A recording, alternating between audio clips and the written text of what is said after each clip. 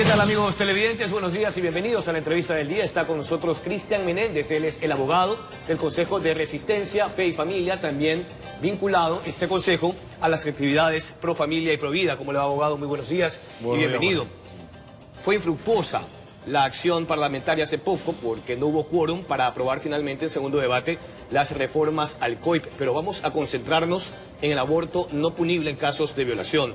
Ustedes acudieron hasta el Parlamento a exponer sus observaciones porque están en contra. Ustedes están a favor de la concepción desde su desde el principio, ¿no? Desde lo que se establece como el embarazo desde sus primeros días. Ahora bien, desde sus observaciones, ¿ustedes consideran que al incluirse el aborto no punible por violación se está transgrediendo tanto la norma constitucional como la norma establecida hoy en el marco vigente?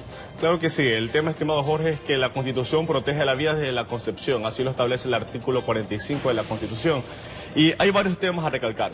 Actualmente se habla exclusivamente de la parte de la mujer que ha sido violentada en cuanto a su intimidad, en cuanto a su sexualidad. Y indudablemente nosotros proponemos que se endurezcan las penas hacia el violador, que hay que perseguirlo y hay que sancionarlo.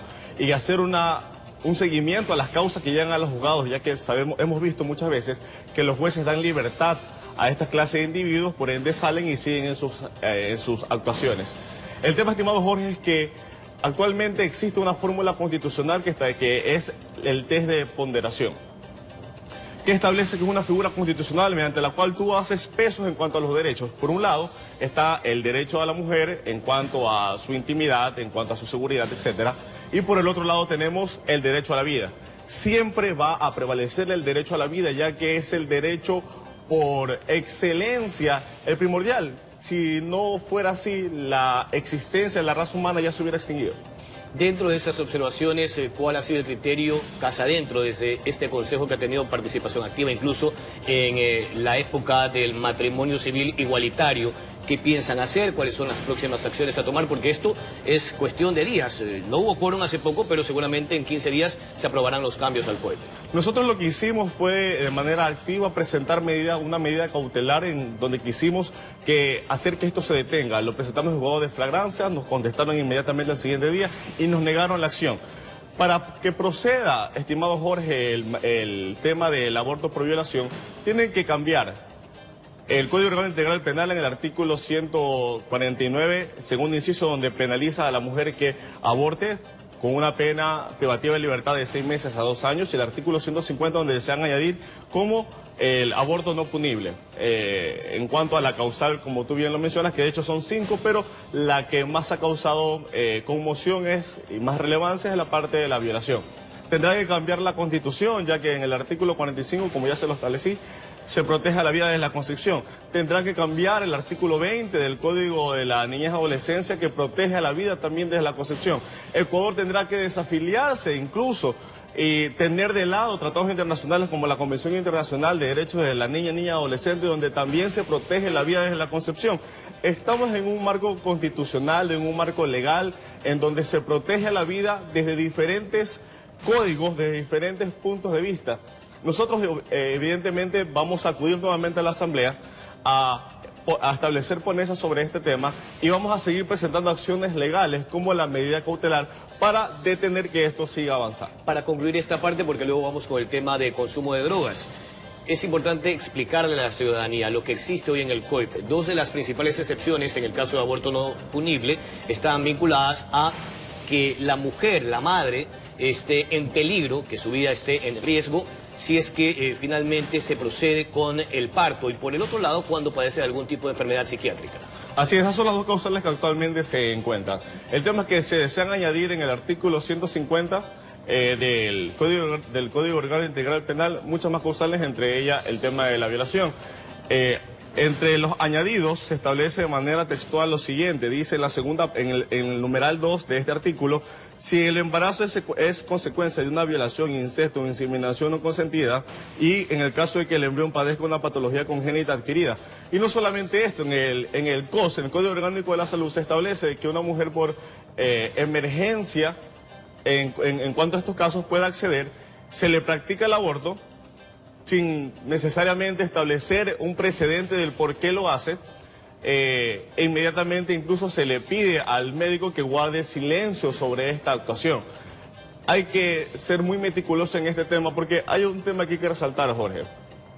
Actualmente nos quieren hacer pensar de que las cifras en cuanto a mujeres que van a prisión por casos de violación son cifras exorbitantes. Y la verdad, actualmente, estimado Jorge, existe 0 casos de mujeres que están actualmente en prisión que hayan abortado en casos de violación. No quiero decir con esto que no existan casos de mujeres que han quedado embarazadas por violación, pero no existe tal causal. Incluso actualmente, según los datos arrojados por el SATGE, que es el sistema informático del Consejo de la Judicatura en cuanto a la búsqueda de causas, se establece, estimado Jorge, de manera clara que existen solamente 12 sentencias condenatorias en contra de mujeres que han abortado, no por casos de violación, en casos en general del aborto, de las cuales solamente 2 a la fecha, una tiene prisión preventiva y la otra se encuentra en prisión. Y no sabemos si lo están, porque hay que recordar que el Código Orgánico Integral Penal establece en el artículo 130 la suspensión condicional de pena, en el cual, pues, si es sentenciada a menos de 1 año, puede salir y tiene una medida alternativa a la prisión. Seguramente el índice debe ser más alto a nivel de la clandestinidad en ese tipo de actividades. Vamos a la segunda parte porque nos quedan apenas 4 minutos. Perfecto. En esta entrevista.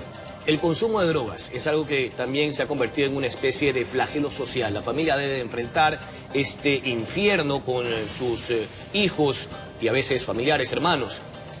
No se logró finalmente incluir la eliminación de la tabla que permite el consumo de dosis personales aprobada por el extinto CONCEP en 2013. ¿Por qué ha sido tan difícil aquello? Hay varios temas. Conocemos los casos de vinculación que ha tenido, pues, el Alianza País en general en temas de problemas con el tema de las drogas. No sabemos actualmente si se deba a compromisos, porque hay una clara insistencia en cuanto al manejo del tema de la tabla de drogas. Se hizo una votación en la Asamblea donde lastimosamente la votación no alcanzó para que se elimine dicha tabla. Esta tabla se la dio con el tema de, o con la disposición de identificar entre lo que es consumidor y lo que es microtraficante. Para no criminalizar, según el principio constitucional, ¿no? Así es, aparentemente, pero el resultado terminó siendo otro y casualmente nunca dimos vista a otras legislaciones donde se aprobó este tema, como España, en donde prácticamente la familia quedó totalmente destruida. Actualmente se han disparado los índices de consumo de droga, ya que esta disposición se convirtió en una licencia para el consumo.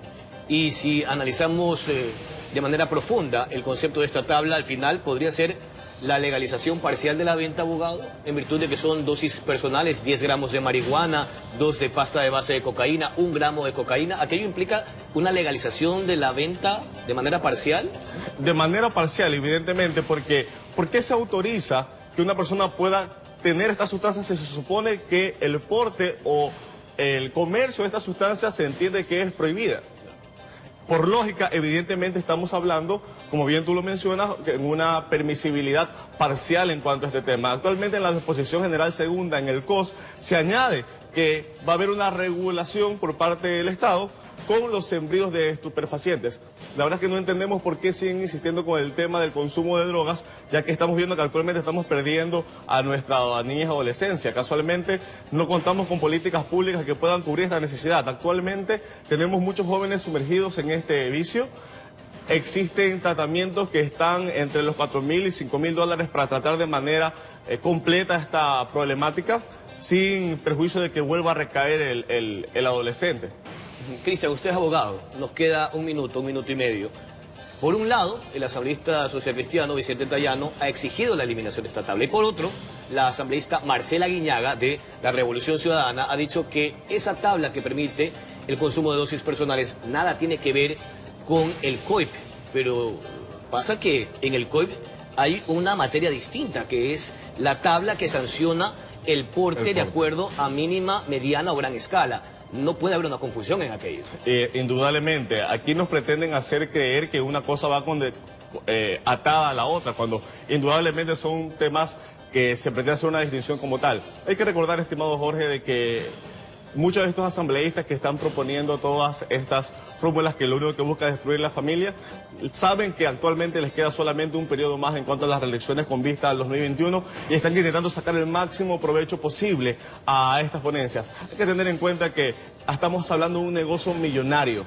hay que investigar qué participación tienen todos aquellos que proponen esto como una medida aparente para el control del microtráfico en general, pero sabemos que no es así. Muchas gracias. Era el abogado Cristian Menéndez del Consejo de Resistencia, Fe y Familia. Se han hecho las observaciones en torno a los cambios que se buscan ejecutar en el COEP, el aborto no punible en casos de violación y la infructuosa eliminación de la tabla que permite el consumo de dosis personales de sustancias estupefacientes. Así concluimos esta entrevista. De inmediato vamos con más de la noticia.